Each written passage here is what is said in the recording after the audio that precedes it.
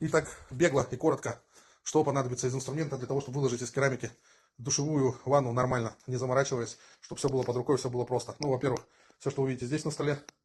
Помимо этого, вот они пошли моменты ДЛТшка. Он лежит, тоже нужна.